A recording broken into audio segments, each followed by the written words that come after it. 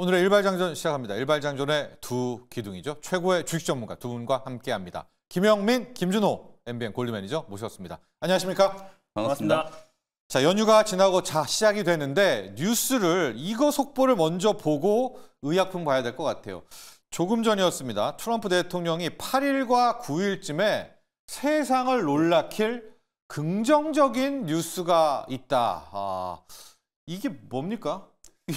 무역과는 또 무관하다고 해가지고 하는데 사실 이제 지금 나스닥 지수가 막 1% 넘게 이제 급등이 나오기도 했었는데 네. 스위스에서 이제 미국과 중국이 무역 경제 관련된 논의를 할 거다. 요 뉴스가 나오고 이제 오르는 건 줄 알았더니 트럼프 대통령이 이제 뭔가 또 중대 발표를 한다라고 또 얘기를 해가지고 관세 뭐죠? 얘기 아니면 뭐 별로 할 얘기는 네. 없을 것 같긴 한데 뭐 어쨌든 무역과는 또 무관한 뭐 세상을 깜짝 놀랄 만한 이제 뉴스를 얘기를 하겠다라고 하니까. 네. 뭐 크게 기대는 안 되는데 네. 어쨌든 뭐 시장에 조금 도움되는 재료가 좀 나와주기를 기대를 좀 해보도록 하겠습니다. 준호 매니저 짚히는 거 없어요? 일단 뭐 저 또한 마찬가지로 지금 이제 스위스에서 이번 주에 중국과 미국의 어떤 속보가 나오면서 만난다는 속보가 있어서 그것 때문에 좀 올라간 줄 알았는데 8일, 9일날 이제 세상을 뒤흔들 만한 어떤 깜짝 발표가 있다라는 거는 긍정적이랍니다. 맞습니다. 근데 이게 전 세계 증시 국가의 어떤 긍정적이라는 건지 아니면 미국에게만 긍정적인 건지는 이제 모르겠어서 사실 뭐 미리 뭐 짚어보기 좀 어렵겠지만 관세가 아니라 이제 다른 무언가라고 한다라는 거는 어쩌면 또 이제 뭐 우크라이나 러시아의 어떤 이제 전쟁 관련된 중심 얘기 뭐 이런 얘기가 나올지 아니면 또 뭐 그 외에 사실 감이 잡히지가 않는데 아무튼 중국과의 어떤 이제 만남 얘기를 이제 먼저 한 게 아닌가 싶기도 근데 하고 무역이잖아요. 그러니까요. 그거. 무역이기도 해서 그래서 이 부분이 좀 이제 좀 혼란스럽기도 하고 또 이제 어떤 얘기가 나올지 한번 뚜껑을 열어봐야 알 것 같은데 아무튼 정말 트럼프의 어떤 말대로 정말 이제 글로벌 증시가 모두 다 활짝 웃을 수 있는 발표였으면 좋겠다라는 바람을 한번 말씀드려보도록 결국 하겠습니다. 중국과의 또 협상 관련된 얘기가 아닐까 뭐 이렇게 추정은 되는데 우리가 그 상호관세 발표하고 나서 시장이 굉장히 좀 크게 충격을 좀 받았었잖아요. 근데 그때 제가 이제 빌 에크먼 얘기 좀 해드리면서 빌 에크먼이 90일 동안 관세 유예할 수도 있다 이런 얘기를 했는데 그 예언이 정말 맞아떨어졌잖아요. 그러고 나서 한 일주일인가 있다가 진짜 트럼프 대통령이 90일 동안 중국을 제외한 다른 국가들한테 90일 동안 관세를 유예한다는 거 발표했잖아요. 근데 우리가 연휴 동안에 쉬는 동안에 빌 에크먼이 또 한마디를 했어요. 중국과의 이제 본격적인 미중 이제 협상을 시작하기 전에 대중국 관세를 180일 동안에 유예할 수도 있다. 뭐 이런 얘기를 이제 빌 에크먼이 했거든요. 뭐 요 얘기를 하려고 하는 게 아닌가 이런 생각도 좀 드는데 어쨌든 뭐 무역하고 이게 또 관계가 있는 없다니까. 얘기이기 때문에 무역하고 관계가 없다라고 하니까 어떤 얘기일지 좀 궁금하긴 한데 어쨌든 뭐 시장이 지금 가장 기대하는 건 미중 간의 협상과 관련된 그거죠. 얘기니까 빌 에크먼의 이제 발언도 있었고 그리고 이제 스위스에서 뭐 미국과 중국이 만나니까. 접촉을 한다라는 뭐 그런 보도들이 좀 있었기 때문에 개장 전에 이제 우리 국내 증시에는 다소 좀 긍정적인 이제 영향을 좀 줄 수 있는 재료다 이렇게 이제 해석할 수 있을 것 같습니다. 네. 자, 여러분 정리를 좀 할게요. 트럼프 대통령이 8일과 9일에 세상을 놀래킬 만한 긍정적인 뉴스를 내겠다. 근데 이건 무역과는 무관하다. 지금 미국의 선물 시장 간밤에 본장은 하락했잖아요. 거의 급등세를 보이고 있습니다. 아마도 그 스위스에서 미국, 중국 만나는 것 같긴 한데 무역과는 아니라고 하고 저는 처음에 뉴스 보고 인도와 타결인가 했더니 이것도 무역이잖아요. 다 관계 이것도 있으니까. 아닙니다. 한번 보시죠. 어쨌든 시장에서는 특히 지금 나스닥, 뉴욕 증시 시간외에는 훈풍이 불고 있다는 건 알아두시고요. 의약품 관세가 보도록 하겠습니다. 근데 깜짝 놀랄 만한 빅뉴스, 그러면 뭐 레토릭입니까? 트럼프 대통령 뻑하면 이야기하는데 의약품 관세가 2주 내 발표하겠다. 근데 이것과는 별도로 다음 주에는 큰 뉴스. 그러니까 이거 앞서 말한 그거를 다른 거예요. 지금 큰 뉴스, 영민 매니저. 이거 큰 뉴스는 뭐고 의약품 관세는 뭘까요? 어떻게 해야 될까요? 큰 뉴스가 너무 많아가지고 뭐 다 큰 뉴스로 다뤄야 될 것 같긴 한데 일단 의약품 관련된 이제 관세 얘기는 뭐 우리 국내 증시에 그렇게 썩 좋은 재료는 아닐 거라고 보여져요. 두 가지 이제 재료가 있었다라고 보시면 될 것 같아요. 하나는 의약품에 대한 이제 품목 관세. 요거 부과한다라고 뭐 트럼프 대통령이 이미 4월 초부터 의약품에 대해서는 아주 큰 얘기가 나올 거다. 뭐 이런 이제 협박성 발언들을 좀 해왔잖아요. 그리고 그 협박성 발언들이 어느 정도 효과가 좀 있었어요. 실제로 미국 내 약값보다 유럽의 약값이 지금 터무니없이 싸기 때문에 빅파마 기업들 특히 이제 유럽에 이제 본거지를 둔 이제 주요 이제 빅파마 이제 기업들이 대거 이제 약값 인상, 유럽 내 약값을 인상시키고 미국하고 어느 정도 이제 균형을 맞추려고 하는 그런 움직임들을 좀 보이고 있고요. 그리고 실제로 미국 내 이제 투자, 머크사도 대규모 투자를 발표했고 로슈도 이제 발표를 했고 오늘 아침에 최근에 지금 브리스톨 마이어 스킵도 400억 달러 미국에 지금 투자한다는 얘기를 했거든요. 결국 트럼프 대통령이 이제 의약품에 대한 품목 관세 부과한다라는 목적은 바이오 의약품도 미국에서 생산하라 이 얘기거든요. 그래서 미국에서 생산해서 그거죠. 지금보다는 조금 낮은 가격에 미국에 공급해라 이 얘기를 하고 있는 거기 때문에 이미 빅파마 기업들이 상당 부분 발빠르게 이제 대응을 좀 했다. 이렇게 이제 보시면 될 것 같아요. 그래서 오늘 저는 미국 증시에 이제 제약 바이오 기업들이 이제 빠진 거 더 결정적인 이유는 이 관세에 대한 이제 이슈도 좀 있었습니다만 재료가 하나 더 있었어요. 미국 FDA에 생물의약품 평가연구센터의 신임 국장으로 백신 혐오론자가 지정이 좀 됐어요. 그러다 보니까 오늘 이제 빠진 기업들은 여러분들 익숙하게 알고 계시는 뭐 모더나, 암젠, 화이자 이런 이제 백신 기업들이 이제 주가가 좀 큰 폭으로 좀 빠졌거든요. 그래서 우리나라 기업들한테는 상대적으로는 조금 이제 거리를 좀 둘 수 있는 악재라고 볼 수 있습니다만 다만 이 신임 국장이 백신에 대해서만 혐오를 한 게 아니고 항암제 승인에 대해서도 굉장히 좀 엄격한 기준을 이제 또 도입을 해야 된다라는 그런 주장을 이제 펼칠 인물이기 때문에 대해서. 우리나라에도 아무래도 이제 최근에 기술 이전이라든지 이 항암제와 관련된 어떤 또 모멘텀을 이제 가지고 주가가 좀 움직였던 종목들한테는 약간은 이제 조금 부담스러운 이제 재료일 수 있어요. 근데 다만 저는 뭐 우리 국내 기업들 지금 이제 프리마켓에서 움직이는 걸 보면 뭐 한 2, 3% 정도 내외 이제 주가가 약간 조정이 좀 들어오고 있는 거라서 방금 말씀드렸던 이 두 가지 FDA 이제 생물의약품 평가연구센터 신임 국장 이슈, 그 다음에 관세에 대한 이슈, 요 두 가지는 이미 상당 부분 이제 기존에 좀 반영이 좀 되어 있던 이제 재료였기 때문에 뭐 우리 국내 증시 바이오 기업들한테 미치는 여파 자체가 그렇게 크지는 않을 거다. 이렇게 그래요? 이제 평가를 좀 할 수 있을 것 같습니다. 예, 준호 매니저, 이제 K-바이오에 대한 부분도 오늘 많이 언급이 되고 있고 어쩔 수 없이 뭐 삼바라든가 뭐 셀트리온, SK바이오팜들 언급이 좀 되고 있습니다. 의약품 관세 2주 내에 발표를 하겠다라고 하는데 맞습니다. 우리는 지금 K-바이오의 영향 좀 굉장히 궁금하거든요.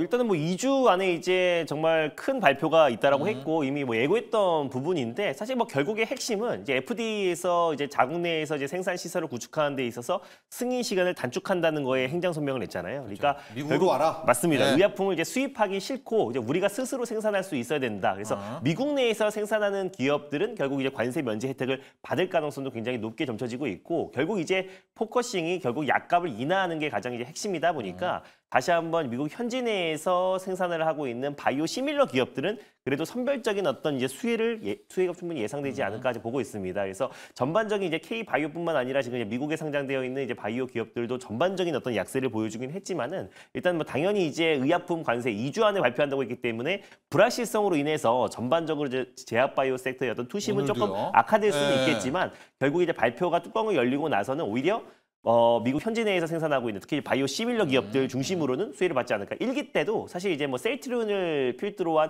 바이오 시밀러 기업들은 가장 큰 수혜 기업으로 부각됐었잖아요. 그래서 마찬가지로 이번에도 결국 FDA 행정명령을 서명했던 것도 마찬가지로 현지 내에 어떤 생산 시설을 구축하는 데 있어서 그 승인 시간을 단축시키는 거기 때문에 결국 미국 내에서 의약품을 생산해라. 그리고 또 이제 약값을 인하하기 위해서는 미국 내에서 생산하는 것도 있지만 결국 이제 바이오 시밀러 복제 약품에 대한 어떤 규제를 빠르게 완화하고 관련된 기업들의 어떤 관세 관련된 면제와 유예를 가한다고 했을 때는 뭐 국내 일부 바이오 시밀러 기업들도 수혜를 받지 않을까 좀 보고 있습니다. 오늘 셀트리온이나 뭐 삼바 좀 조정 받으면 어떻게 할까요? 투자 전략으로? 사실 이제 지금 프리마켓에서 보니까 한 2, 3% 정도 내외 이제 조정이고요. 삼성바이오로직스는 이제 지난 금요일 우리 이제 연휴 휴장되기 직전에 이제 상승했던 거 약간 이제 좀 되돌리는 그런 파동이라고 보여지거든요. 오히려 삼바는 조정 시 저는 적극 매수가 좀 필요하다라고 보여지는 게 어차피 지금 미국 내에 이제 생산하는 것 자체가 하루아침에 이제 이루어질 수 없는 이제 과제잖아요. 근데 이제 제가 아까 말씀드렸던 것처럼 유럽의 이제 주요 빅파마들은 미국 내에 이제 생산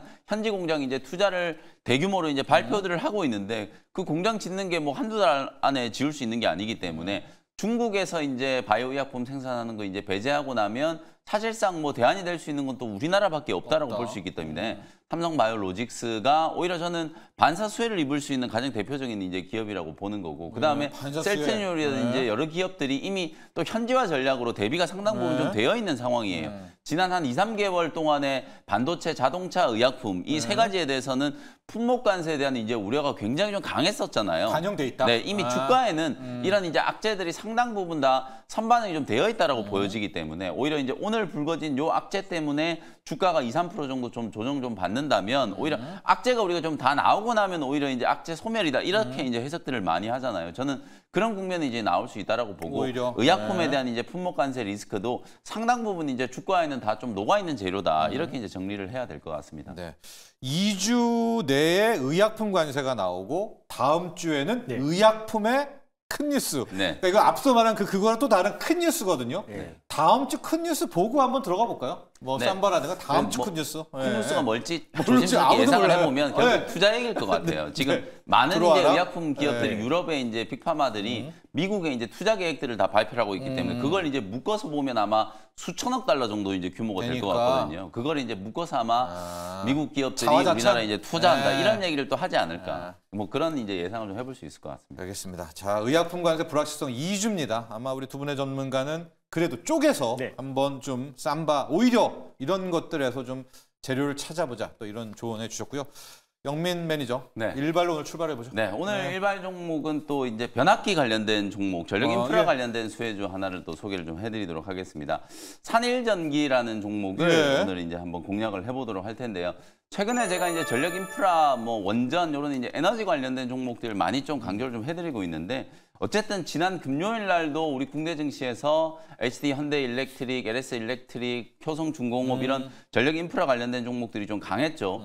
실제로 지금 전력 인프라 관련된 종목들이 좀 살아나는 건 주요 이제 빅테크 기업들이 줄줄이 다 실적 발표를 했는데 실적만 놓고 보면 굉장히 좀 좋았어요. 그리고 이제 다음 분기 이제 가이던스도 시장 예상치를 거의 대부분 다 이제 맞습니다. 뛰어넘었고 네. AI 데이터 센터에 대한 이제 투자도 더욱더 적극적으로 공격적으로 투자를 하겠다라는 것들을 다 발표를 하고 있기 때문에 데이터 센터 향 대표적인 이제 수혜 업종이라고 할 수 있는 전력 인프라 종목들 사실 1분기 때 굉장히 좀 부진했잖아요. 네. 근데 이제 실적 발표가 거의 대부분 다 끝나고 나서 실적도 괜찮았고 향후 전망도 나쁘지 않다 보니까 오히려 주가의 어떤 과소평가 매력이 이제 부각이 좀 되면서 지금 일제히 다 바닥권 탈피 흐름이 나타나고 있는 상황인데 산일전기도 이제 비슷한 흐름이 연출이 좀 되고 있는 기업이라고 보시면 될 것 같아요. 전기 제어 시스템을 이제 전문적으로 이제 만드는 이제 기업이고요. 주요 사업이 전력 변압기라든지 특수 변압기 이런 것들을 이제 만들고 미국의 이제 주요 고객사가 뭐 G라든지 뭐 이런 기업들, 그다음에 PG&E, 듀크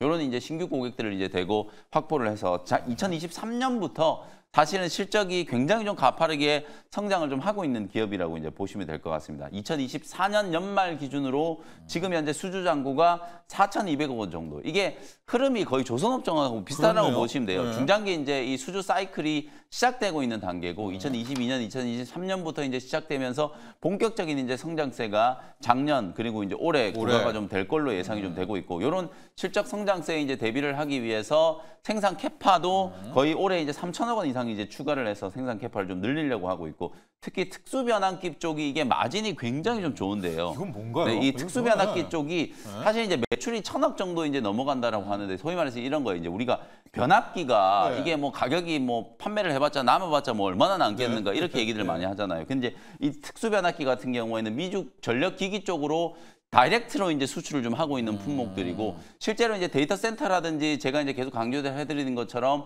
이제 이런 특수 변압기들이 이제 수요가 늘어날 수밖에 없는 게 전력에 대한 이제 이 수요를 제대로 이제 컨트롤하지 못하면 소위 말해서 유럽에서 이제 발생을 했던 대규모 정전 사태 네. 같은 이런 이제 이슈들이 불거질 수 있기 때문에 특수 변압기에 대한 이제 수요가 굉장히 좀 많이 늘어나고 있다라고 이제 보시면 되거든요.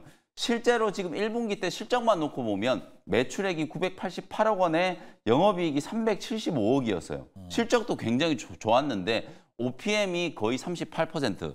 SK 하이닉스에 맞먹을 정도 수준이에요. 이게 그래요? 이 놀랄만한 숫자잖아요. 예. 사실 우리 전력 인프라 기업들이 수출을 많이 하긴 하지만 뭐 환차익도 좀 있었고 예. 그다음에 이런 제조 기업들이 한 20%대 중반만 이제 나온다라고 하더라도 영업 마진이 굉장히 높은 걸 볼 수 있는데 엄청난 거죠. 산일전기는 1분기 때 OPM이 지금 38%였거든요. SK 하이닉스가 40% 넘었었잖아요. 그만큼 지금 AI 특수를 누리고 있는 기업들은 굉장한 이제 마진을 좀 남기고 있다. 근데 이런 이제 호황이 그냥 단기간에 그치는 게 아니라 앞서 이제 말씀드렸던 것처럼 미국의 데이터 센터 향 투자가 꾸준하게 좀 늘어나고 현지에 대한 수요가 이제 계속 좀 늘고 있기 때문에 상당히 오랜 시간 동안 이제 지속될 수 있다라는 거예요. 그런 측면에서 적극적인 이제 증설 투자를 하고 있다라는 게 저는 상당히 이제 플러스 알파가 좀 될 수 있다.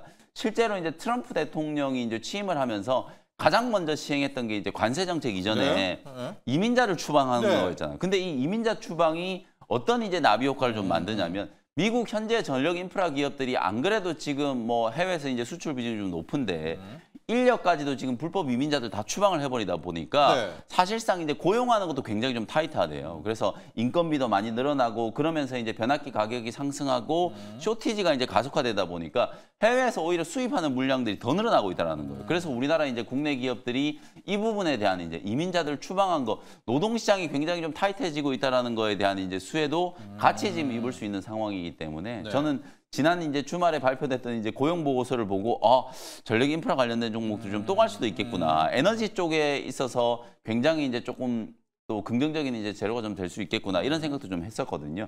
뭐 그런 다방면에 이제 좀 재료들을 이제 감안을 한다라고 하면 주가는 이미 저만큼 좀 올라가 있었어야 되는데 지금 이제 겨우 바닥권을 좀 탈피하는 흐름들이 나타나고 있거든요. 기술적인 측면을 보면 휴장하기 전에 지난주에 겨우 이제 주가가 조금 이렇게 이제 반등을 좀 시켜놓은 이제 그런 흐름이기 때문에 완전 바닥에 또 처박혀 있는 것보다는 어느 정도 이제 거래가 조금 살아나면서 가격을 이제 회복하려고 하는 이제 이런 구간이 상승의 초입 구간이라고 보고 대응을 한번 해볼 수 있다. 이렇게 이제 말씀을 좀 드리도록 하고요. 매수가는 지금 또 한 2, 3% 정도 지금 떠서 출발을 할 것 같은데 가격을 제가 딱 정해드릴게요. 그냥 57,500원 지난 금요일 이제 종가 수준 장중에 이제 눌림목이 좀 전개가 좀 되면 57,500원에서 58,000원 정도에 매수한다라고 생각하시고 접근을 해보시고요. 1차 목표가는 7만 원. 손절가는 5만 원 정도 가격 전략 참고해 보시면 되겠습니다. 네, 산일 전기, 뭐 변압기, 특히 신재생 인버터용 변압기로 뭐 유명하고요. 미국 쪽에 많이 수출을 합니다. 1분기 실적 하나만 다시 언급해드리면 매출액이 980억인데 영업이익이 375억, 거의 영업이익률이 40%에 육박하는 이 정도면 AI 기업인데 변압기 기업에서 이 정도의 마진을 내는 또 기업이 있었다. 산일전기 오늘 영민 매니저의 일발 종목으로 자 오늘 편입해 보도록 하겠고요.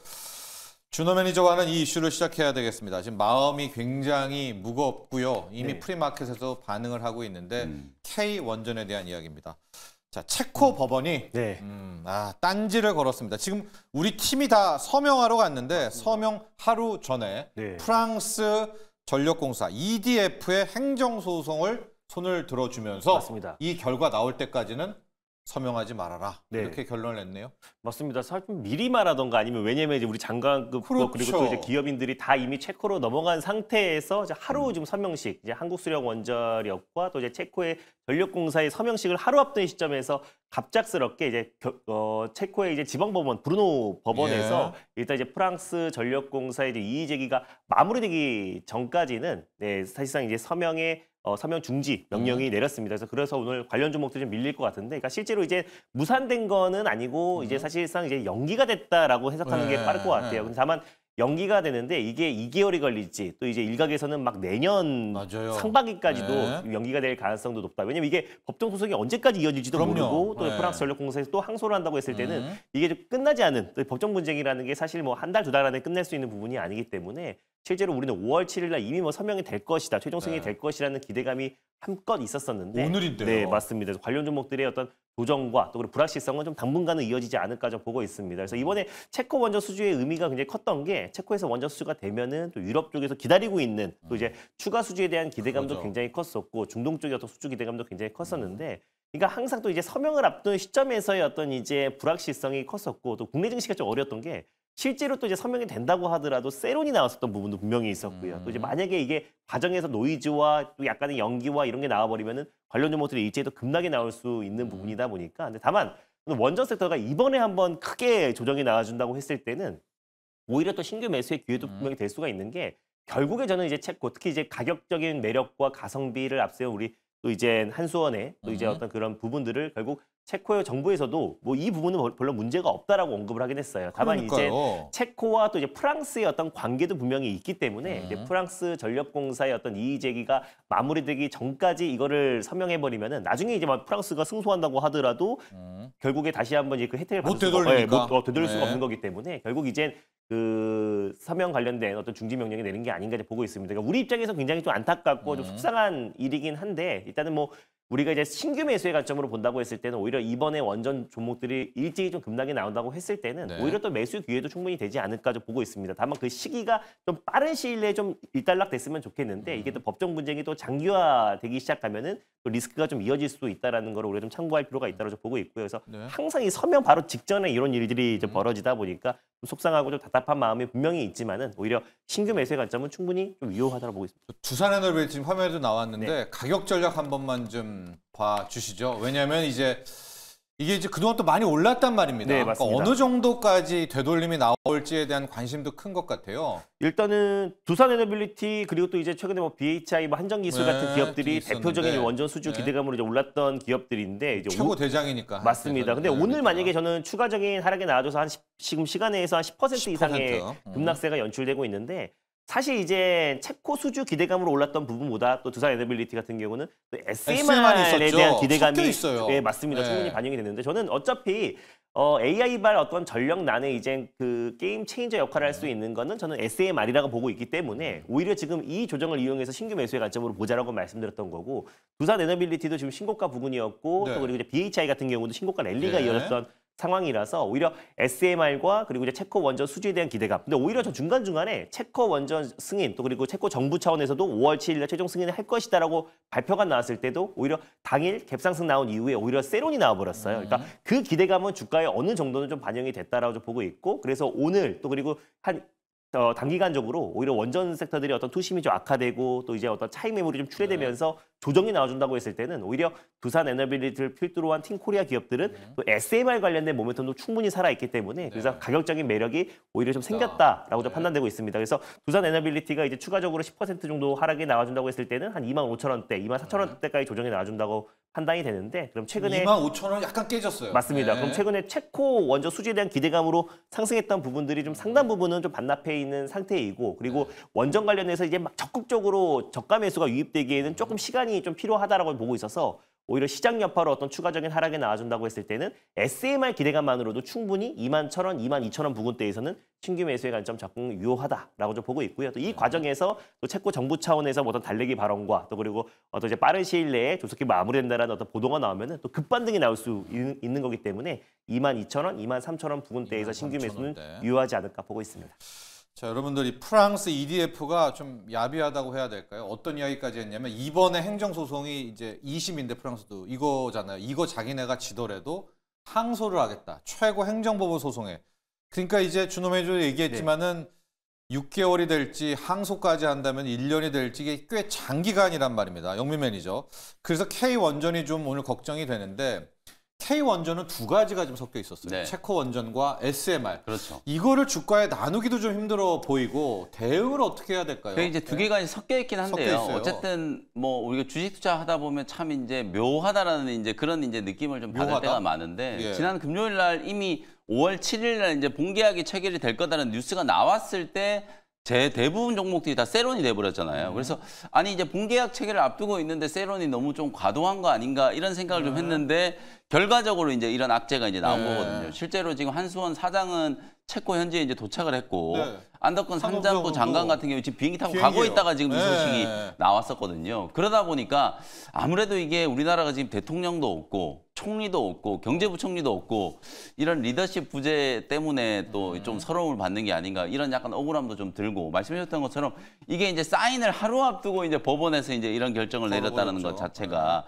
굉장히 좀 아쉬운 대목이긴 하거든요. 다만 방금 이제 준호 매니저가 설명해 줬던 것처럼 이게 계약이 이제 파기된 게 아니라 네. 소위 말해서 이제 프랑스 쪽에 이제 딴지 걸기 때문에 법적 이제 절차가 이제 진행되다 보니까 가처분이 일단 인용이 되는 거예요. 네. 서명하기 전에 이제 서명을 중단해달라 이렇게 이제 가처분을 신청을 했는데 그게 이제 인용이 좀 된 거기 때문에 프랑스 측에 이제 주장을 좀 들어주고 네. 그러고 나서 이제 추후에 이런 이제 법적인 이제 분쟁이나 이슈들을 다 이제 해소시키고 난 이후에 이제 본계약이 결국 이제 체결이 좀 될 거라고 보거든요. 네. 그래서 계약 체결에 있어서는 저는 뭐 의심의 여지가 없습니다만 시간이 이제 조금 맞아요. 이제 지연될 수 있다라는 거. 그게 이제 한 3개월에서 6개월 정도 이제 지연될 수 있다라는 그 우려가 오늘 이제 주가의 악재로 좀 반영을 좀 할 가능성이 있다. 다만 SMR과 관련해서는 오늘 미국장에서 가장 돋보이는 상승 흐름이 나온 종목 중에 하나가 오클로예요. 오클로가 지금 12%가 넘게 이제 급등을 했고 뉴스케일 파워도 이제 좋았고요. 그래서 두산 에너빌리티 같은 경우에는 소위 말해서 우리가 이제 SMR의 파운드리다.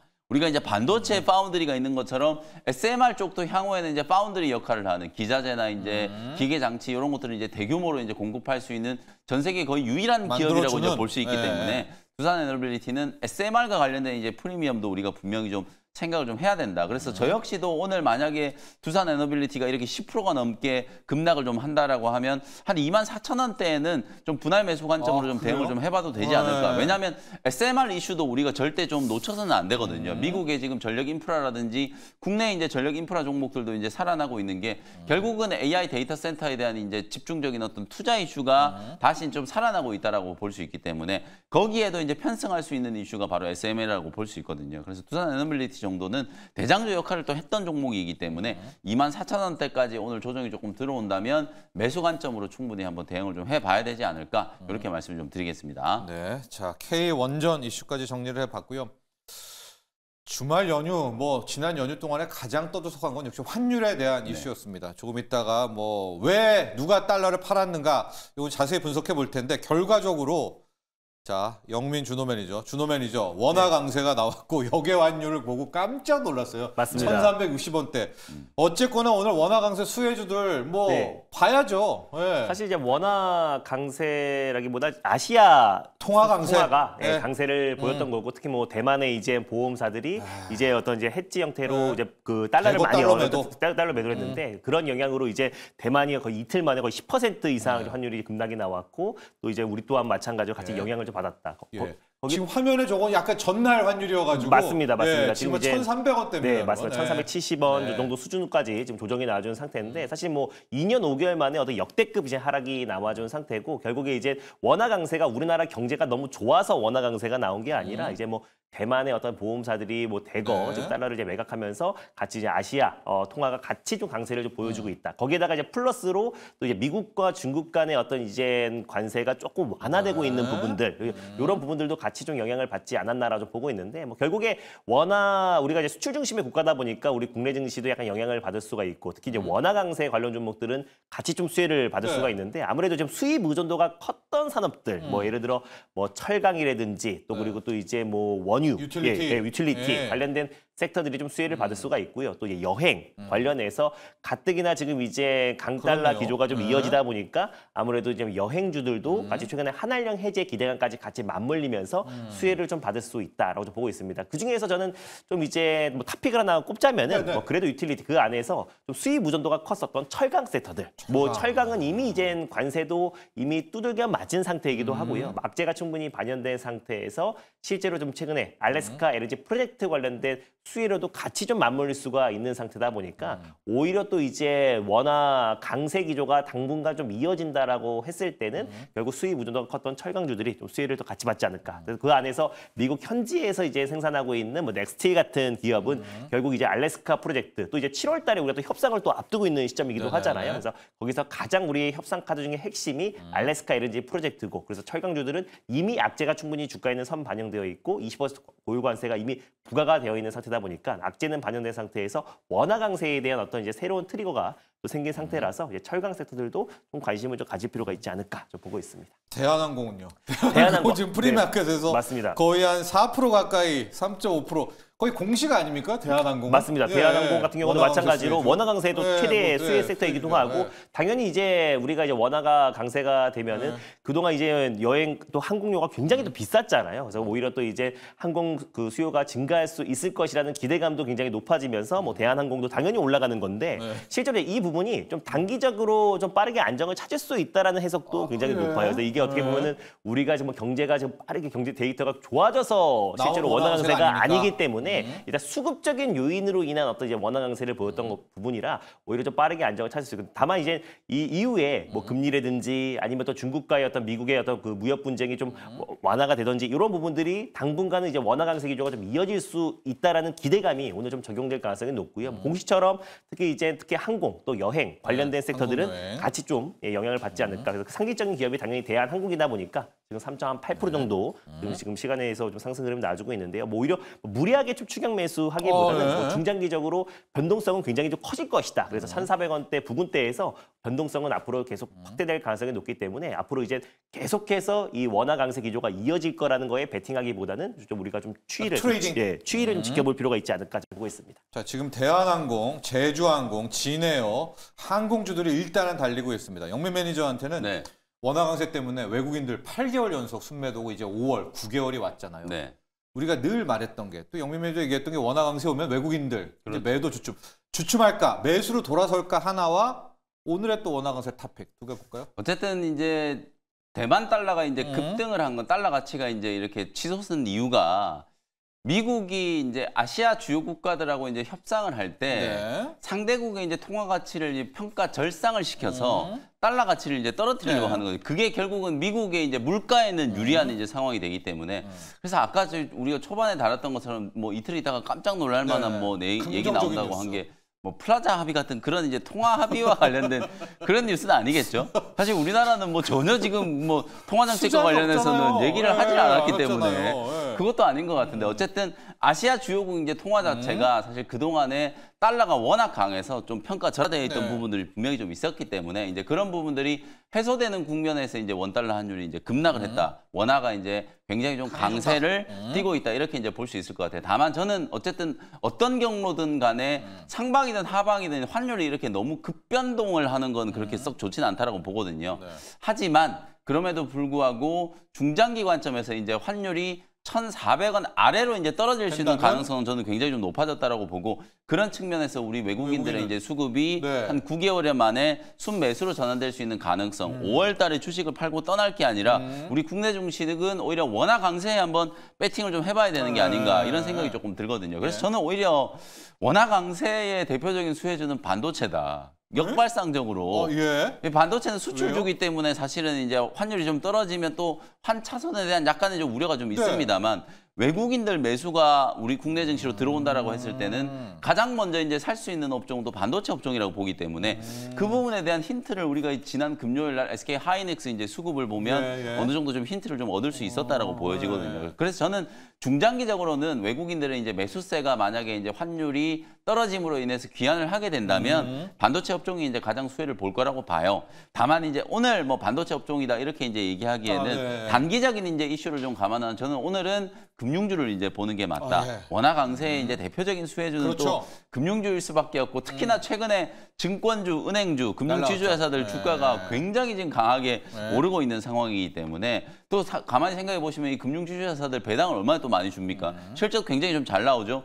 특히나 이제 금융지주사들이 지금 주가가 잘 나가는 거는 우리나라에 지금 주도 업종이 없기 때문이라고 보거든요. 주도 업종은 없는데 돈은 잘 벌고 거기다가 배당 굉장히 많이 주잖아요. 그러다 보니까 외국인들 입장에서는 그야말로 꼭 먹고 알 먹고예요. 주가도 올라가지. 나중에 배당 받은 거 이제 본국으로 이제 송환을 보낼 때 사실 원화가 강세니까 굉장히 이제 환차익도 얻을 수 있잖아요. 그런 측면에서 봤을 때는 단기적으로 봤을 때는 이제 뭐 사실 원달러 환율이 이제 급락하는 원화 강세의 이제 가장 대표적인 수혜주는 금융 지주회사들이 아닌가. 그래서 주가를 따져보면 이제 뭐 메리츠 금융지주라든지 KB 금융지주, 우리금융지주 뭐 이런 종목들을 볼 수 있을 것 같은데 하나만 딱 꼽으라고 하면 저는 오늘은 우리금융지주를 한번 보시는 게 좋지 않을까. 증권 대신 우리금융? 다른 금융지주 회사들보다 우리금융지주가 상승률이 조금 더 있고 얼마 전에 우리 이제 하나오션 지분 매각 이슈가 좀 있었잖아요. 우리금융지주도 사실은 이제 지분 매각과 관련된 오히려 우리금융지주는 매각이 된다라고 하면 이게 M&A가 되는 거기 때문에 사실 우리금융지주 이제 매각에 대한 이제 이슈도 좀 있을 수 있기 때문에 단기적으로는 우리금융지주를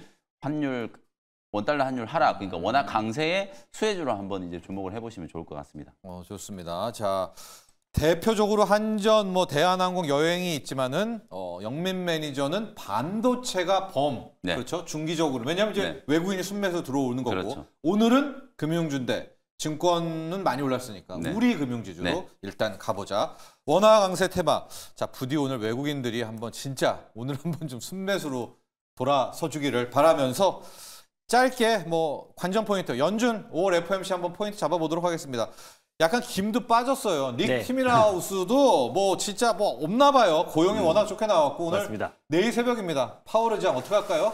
일단 뭐 동결 확률이 뭐 뭐 너무나 예. 뭐 기정사실화된 상태고 이제 예. 6월달에 이제 금리 인하가 좀 될지가 이제 관전 포인트인데 일단 뭐 시카고 상품 거래소에서도 6월달에 금리 인하 가능성이 굉장히 높게 좀 점치고 있는 상황이고 저 또한 6월달에는 이제 금리 인하로 한 0.25% 정도 수준으로 하지 않을까 좀 보고 있습니다. 그래서 한 번에 0.5% 포인트로 낮추는 거는 뭐 지금 상황상 맞지 않은 것 같고 0.25% 포인트나 아니면 이제 이번에 사실상 동결 이후에 기자회견에서 FOMC에서 약간은 좀 비둘기파적인 발언들. 그러니까 해요? 사실상 이번에 오. 나왔으면 좋겠다. 아, 왜냐면은 나왔으면 좋겠다. 이번 GDP 자체는 그래도 역성장이 나왔잖아요. 네. 그래서 GDP가 이제 2분기 연속으로 역성장이 나오면은 기술적으로 이제 경기 침체에 들어갔다라고 판단을 하는데 그럼 예방 차원으로도 사실상 금리 인하를 0.25% 포인트를 인하한다고 했을 때는 이제 트럼프의 볼멘 소리도 좀 그만 들을 수도 있고 또 그리고 이제 예방 차원으로 할 수 있다는 건 명분이 또 확실하잖아요. 그래서 2분기 연속 이제 경기 침체로 들어가면 또 시장에 어떤 이제 미친 영향도 크기 때문에 오히려 예방 차원의 뭔가 금리 인하의 시그널이 만약에 나온다면 뭐 시장은 좀 크게 환호하지 않을까? 거기에다가 지금 이제 미국과 중국과의 어떤 이제 관세 협상이 또 이번 주 후반에 또 스위스에서 이루어지고 그래요? 또 그리고 트럼프가 정말 이제 모두가 행복한 또 긍정적인 일이 바로 발표가 앞두고 있는 시점이다 보니까 이런 것들이 맞물리면서 제롬 파월 연준장이 약간의 어떤 비등파적 발언만 나와준다면 시장은 좀 크게 환호할 가능성이 높지 않을까. 다만 근데 저는 6월 달에는 금리 인하 가능성이 그래도 높다라고 보고 있는 거는 GDP 이제 역성장 관련해서 2분기 연속에 나올 수 있다라는 어떤 이제 큰 명분으로 결국에 예방 주사 차원의 어떤 금리 인하가 6월 달에는 이루어질 가능성이 높고 시장에서도 5월 달에 금리 인하에 대한 기대감이 낮은 상태다 보니까 FOMC에 대한 어떤 시장에 미친 영향은 제한적이지 않을까 보고 있습니다. 자, 영민 매니저. 네. 저는 분명히 트럼프 대통령이 아까 네. 7일, 8일 깜짝 긍정 뉴스라고 저도 했잖아요. 맞습니다. 네. 금리 인하는 거 아닌가? 무역과는 네. 무관하다고 했단 말입니다. 그럼 남은 거는 금리. 7일, 8일, 내일 새벽 파월 연준 의장 그렇죠. 기자회견이거든요. 그래서 깜짝 금리 인하가 되지 않을까 뭐 그건가? 이런 것도 사실 추측을 좀 해볼 수가 있고 사실 이제 가능성으로 봤을 때 지금 제가 기사를 그래서 막 찾아보니까 네. 러시아를 다시 이제 월드컵 출전을 시켜주겠다 뭐 이런 얘기라고 이제 추정을 하는 사람들도 있는데 뭐 그건 사실 좀 그냥 우스갯소리인 것 같고 어쨌든 금리 인하에 대한 부분들도 하나의 이제 가능성 정도는 이제 볼 수 있을 것 같아요. 그리고 우리가 4월 고용 보고서도 예상치보다 훨씬 좀 너무 높았잖아요. 좋았죠. 17만 건 네. 이상 또 네. 신규 고용이 좀 됐기 때문에 그건 오히려 뭐 미국 증시에는 또 경기 침체에 대한 우려를 또 어느 정도 해소를 좀 시켜준 거라고 이제 볼 수 있기 때문에 긍정적인 이제 재료로 작용을 했다. 다만 금리와 관련된 결정에 있어서는 굉장히 지금 또 연준이 지금 섣불리 판단을 하기에는 조금 부담스러운 이제 상황이 좀 돼버린 거예요.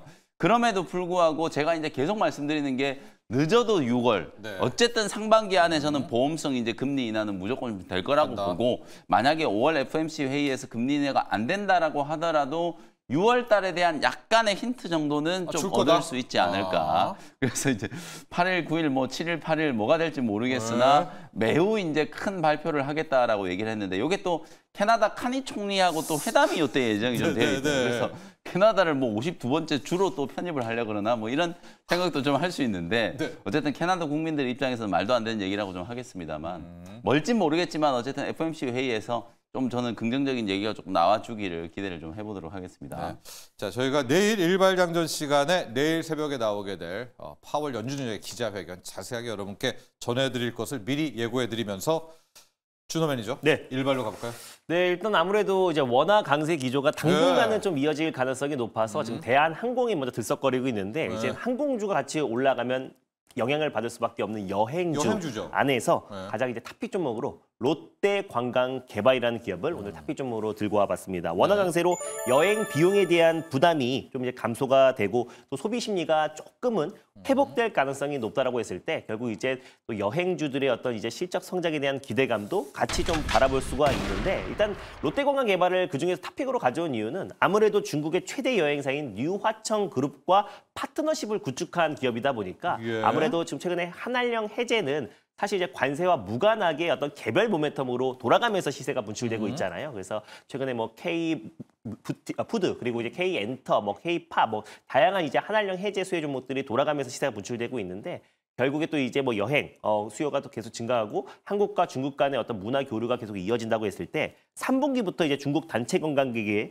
무비자를 한시적으로 또 시행을 한다라고 하고요. 우리 또한 지금 중국에 갔을 때 무비자가 좀 이어지고 그렇죠. 있는 상황이라서 중국과 이제 한국 간의 어떤 문화 교류와 여행이 또 활발하게 진행이 된다고 했을 때는 또 롯데관광개발이 또 수혜를 받을 가능성이 높다. 근데 사실 롯데관광개발 같은 경우는 여행 관련 주이기도 하지만 또 이제 대표적인 카지노 관련 수혜주로 좀 부각이 된다라고 보시면 될 것 같아요. 그래서 1분기부터 이제 매출이 빠르게 살아나고 있는데 이제 12월 달에 계엄 사태로 인해서 외국인들이 발길이 좀 끊겼다가 좀 서서히 좀 다시 한번 회복세로 들어가고 있고 특히 또 이제 3분기에 중국 단체 관광객이 한시적으로 무비자로 들어온다고 했을 때는 제주도에 있는 제주 드림타워 최고급 이제 카지노 시설로 지금 입소문이 이미 난 상태다 보니까 다시 한번 이제 매출 성장, 또 카지노 쪽의 어떤 매출 성장이 가파르게 또 진행될 가능성이 높다고 좀 보고 있습니다. 제주 드림타워죠. 맞습니다. 그래서 카지노 같은 경우는 이제 드롭 금액이 있는데요. 드롭 금액이 카지노 고객들이 칩으로 바꾼 금액이고 홀드율 같은 경우는 그 드롭 금액 중에서 카지노가 회수한 비율인데 롯데관광개발이 홀드율 부분에서 압도적으로 좀 높다. 그러니까 그만큼 많이 잃었다라고 보시면 될 것 같아요. 그래서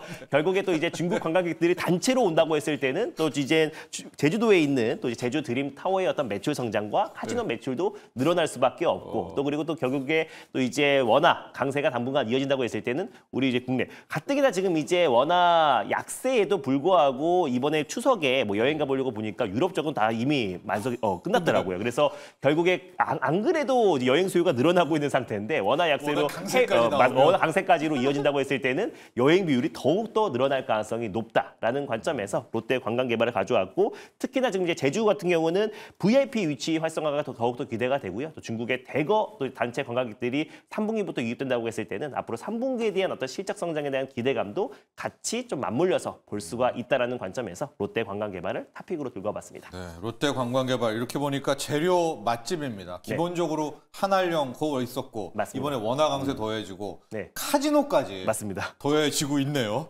자, 여기에 지금 우리 진짜 연휴 동안에 해외여행들 많이 가셨는데 원화 강세까지 나오면은 진짜 많이들 가시겠다. 가격 전략 볼까요? 네, 가격 전략 같은 경우는 일단 전일 종가를 한번 봐볼게요. 1870원 정도를 매수가로 한번 잡아보도록 하겠고요. 목표가는 일단 13,000원을 1차 목표가로 그리고 손절 라인 때는 9,250원 말씀드려보도록 하겠습니다. 네, 자 일발장조 힘차게 달려왔습니다. 오늘 영민 매니저의 일발 종목은 산일전기, 신재생, 특히 뭐 전력, 변압기, 컨버터, 인버터, 전압기용이고요. 준호 매니저는 재료 맛집, 롯데 관광개발로 공략해보도록 하겠습니다. 자 여기까지 하겠습니다. 오늘 감사합니다. 고맙습니다.